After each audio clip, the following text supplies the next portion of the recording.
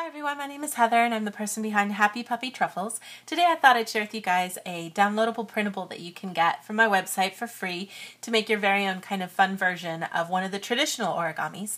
And since it's springtime and almost Easter, I thought it'd be a great time to do the little chicken with the little egg that it can lay. Now the chicken of course lays just your standard little egg here, and there's a little egg on this side, and then if you flip it over, there's a little chick stick coming out of that, so kind of a cute little variation of those two. And then on the same printable at the bottom of the page here, if I've cut off the paper, are these other variations for you to do for the eggs as well. So we have a little Easter egg with the chick and the regular egg on the other side. There's also a golden egg with a little chick inside, and also a little tiny poo, if that's something you're interested in. That would be super popular here in Japan because everybody always likes things that have poo on it. I don't know why. Go figure. So these are the choices of the things you get with the downloadable. And I'm going to show you guys, there's two colors for the bird. There's either the all white version or there's a little brown version too. So I'm going to show you guys today here how to fold this and then how it works, of course. So if you folded it out and cut out along that little dotted line, then what we're going to do is start off here by folding the paper in half, both vertically and horizontally here.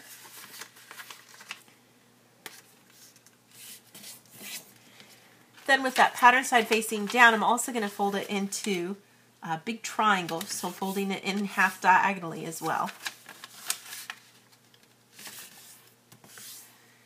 We can go ahead and, looking at the white side where those mountain creases are, just kind of pinch in from the sides and shimmy everything around until you get a nice little diamond or square shape. So this is a square base.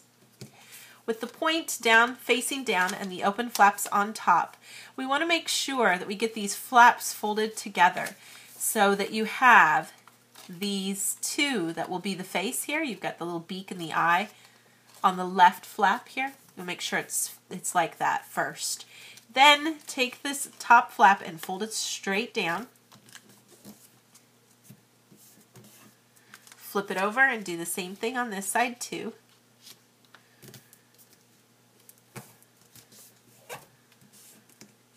Then we want to go ahead and take the flap on the left side and fold it to the right. Flip things over, do the same thing here. Then I'm going to take my outer edge and fold it towards the center. And when you do this, you should reveal the little tiny eye and the colored beak there. And you can do that for both sides here. So it'll work good with the pattern here on this side. When you flip it over, you'll just be seeing brown or white. You won't see anything on this side because this is going to be for the tail.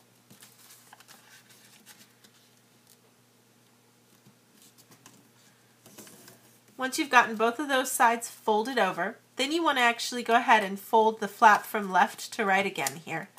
Flip it over and do the other side too. So that you wind up with these like little ears that we're going to work with to make the tail and the head.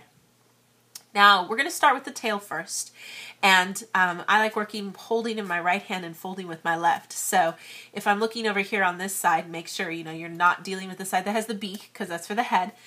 I want to give myself about 1 centimeter or so, not quite, maybe, to bring from this, opening this edge up, flattening it out, and then reversing so that you can get this to tuck inside. And then you want this little like nose to kind of point down a little bit so that we get something like this.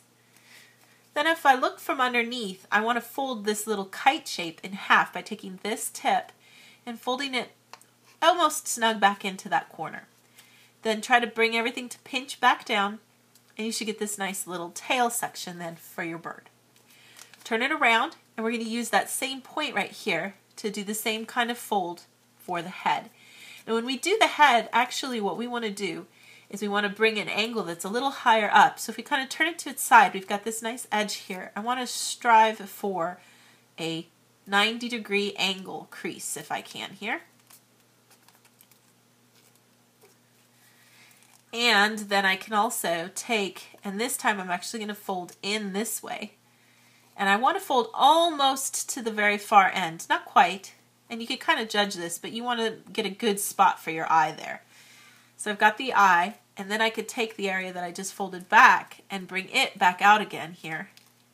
And when you do this, you could kind of play around with how far you bring it out. You want to get it going again to create a little beak that you can then manipulate so that it sticks out at the right angle to give you a little bird.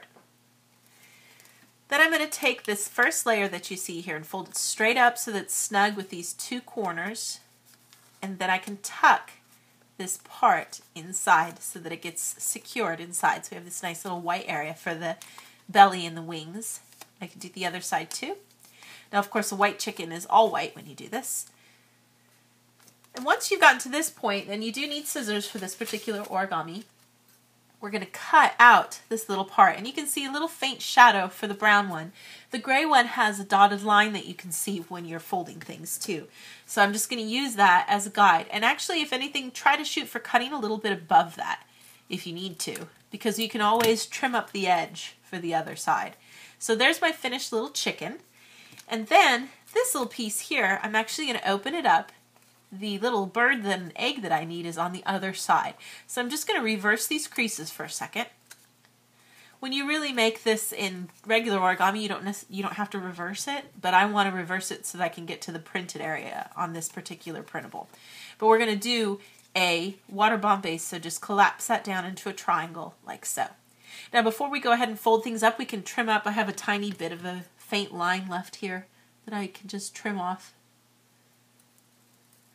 with my scissors. Get that off for a nice clean edge. And you want to turn it so that the point is facing down. Take your left flap and fold it to the right, and then I'm going to fold it down to the edge as close as I can, and then just return that over to the other side. So we're basically tucking these flaps behind so that we can get a nice clean spot here for our egg. I'll do the same thing on this side too.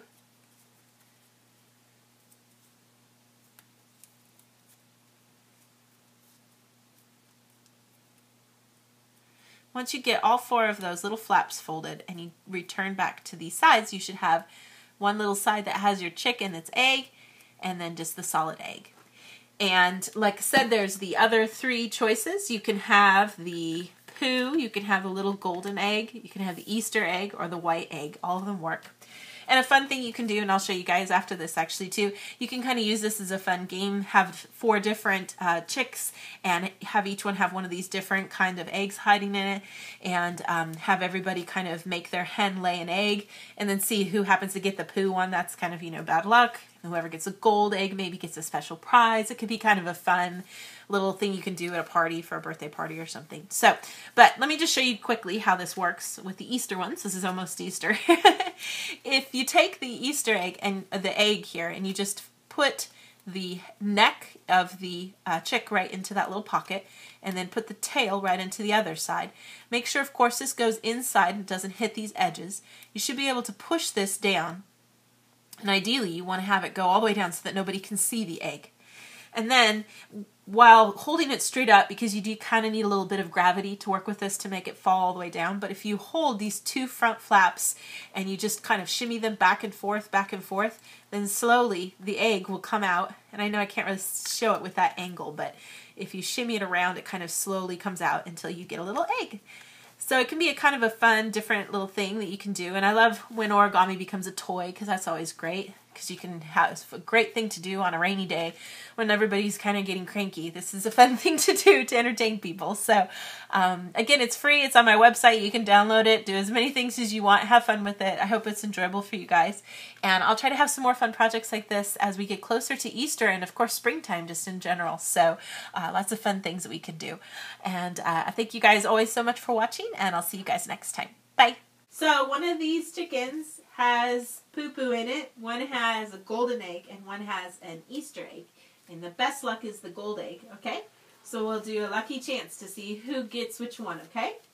Alrighty, which one do you want, Kate? You said the picks. You want to pick one? And then which one do you want, Kate? Where is it then? Don't look yet, okay? I'll show you how to do it, yeah? Is that the poop? I don't know, Kate. Just take one. Which one do you want? That's the gold one? Let's try. Hold it and see, okay? So now, don't open it that way. Look, watch the way Mommy does it, okay? Hold right here, okay?